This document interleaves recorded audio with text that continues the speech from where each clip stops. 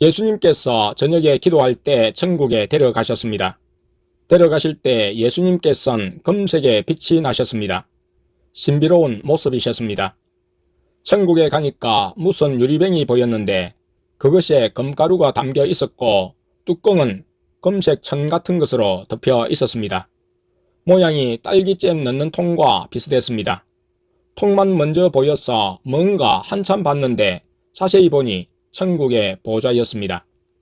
삼위 하나님의 보좌 앞에는 길쭉한 테이블이 있었고 거기엔 종이로 된 지도가 있었습니다. 옛날 지도처럼 두루마리식이었습니다. 그리고 알 수 없는 나라의 지도였습니다. 지도 앞에는 저울대가 있었습니다. 하나님께서 지도에서 한 교회를 꺼내서 저울대에 올려놓으셨습니다. 그리고 아까 본 금가루가 담긴 유리병을 다른 추에 올려놓으셨습니다. 교회랑 금가루의 크기는 비슷했습니다. 그러자 교회 쪽으로 저울이 좀 기울어졌습니다. 그러자 하나님께서 X를 치시며 지도로 다시 넣으셨습니다.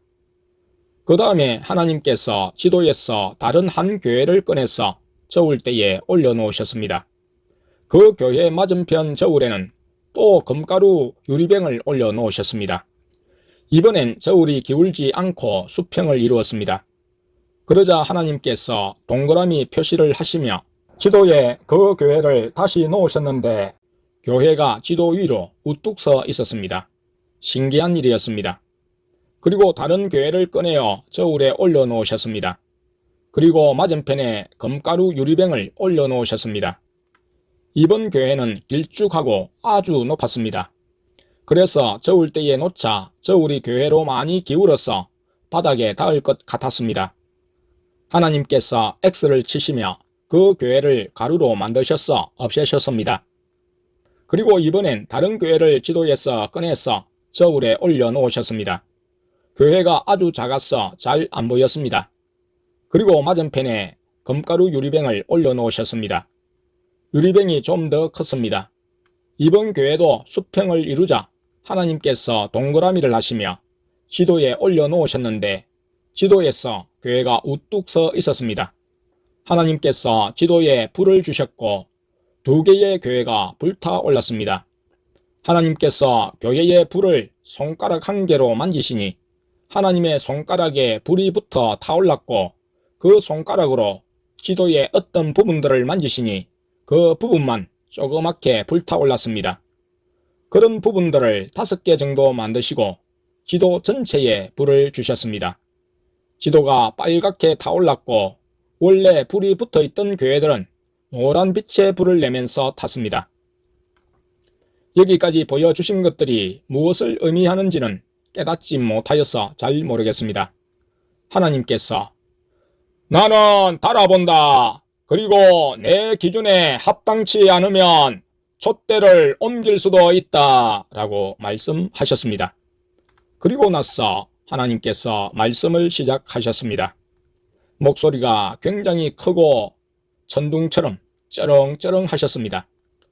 너희 귀 있는 자들은 들을지어다.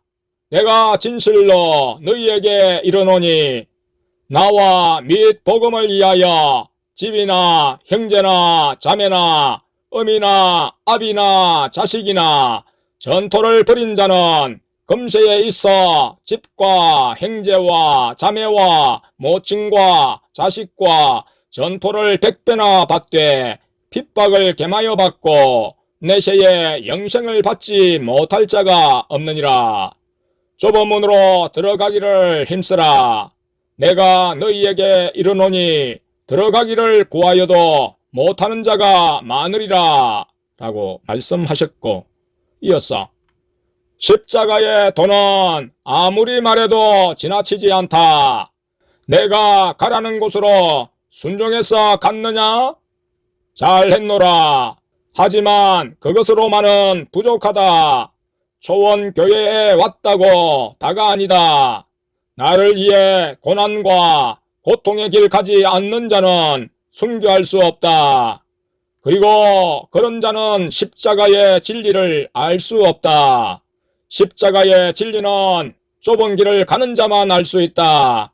고통과 힘든 일을 주는 것은 순교하는 연습을 시키는 것이다. 고통 속에서 원망, 불평하지 않고 인내하고 참는 것이 순교하는 연습이다. 결국은 내가 순교를 위해서 너희를 불렀다. 의미 없이 하루를 보내며 형식적으로 교회를 다니는 것으론 부족하다.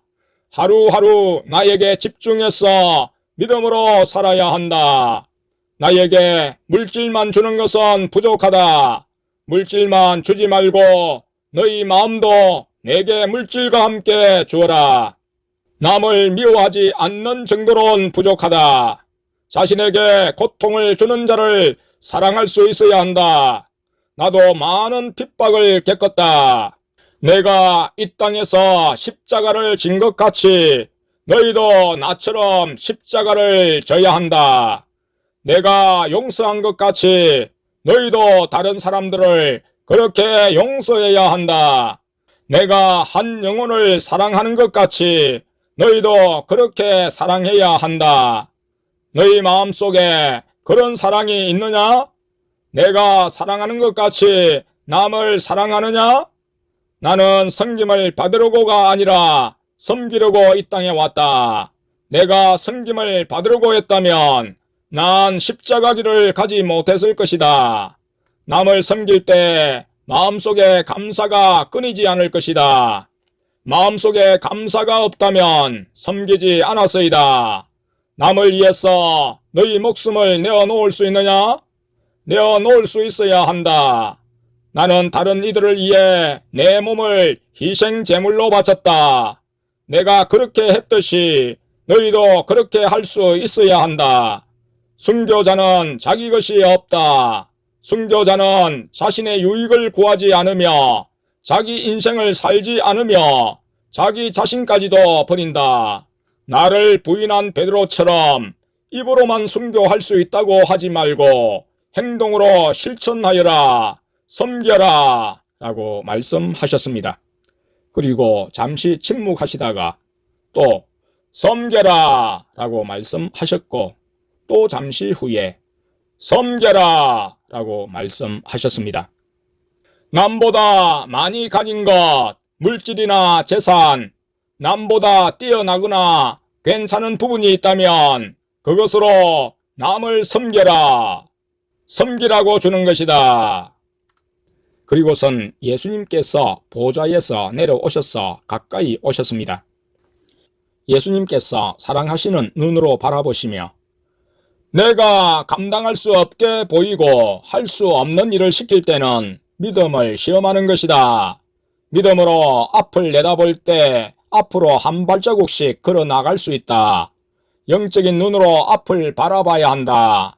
육신의 눈으로 보면 앞이 절망이지만 영적인 눈으로 바라보면 그렇지 않다.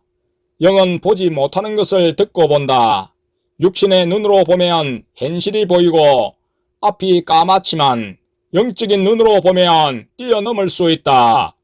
그렇게 감당할 수 없는 것을 시켰을 때 너희가 순종하면 내가 살려주고 버리지 않는 것을 경험할 것이고 그래서 너희가 나에게 더 믿고 맡기고 순종할 수 있게 된다.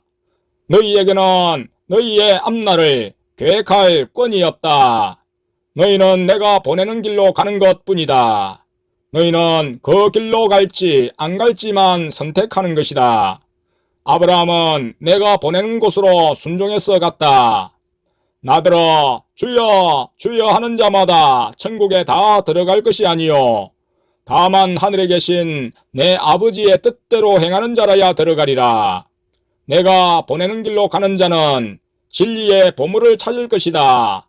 천국은 밭에 감춰진 보화이다. 사람이 이를 발견한 후 숨겨두고 기뻐하여 돌아가서 자기의 소유를 다 팔아 그 밭을 샀느니라. 순교자는 날 위해 모든 걸 버린다. 그것을 아는 것이 중요하다 라고 말씀하셨습니다. 예수님께서 아까 보았던 금가루 유리병을 한 개 손에 쥐어주셨습니다. 예수님, 이것이 무엇입니까? 라고 여쭤봤지만 예수님께서는 알게 될 것이다 라고만 말씀하시고 알려주시지 않으셨습니다. 그리고 천국에서 돌아왔습니다.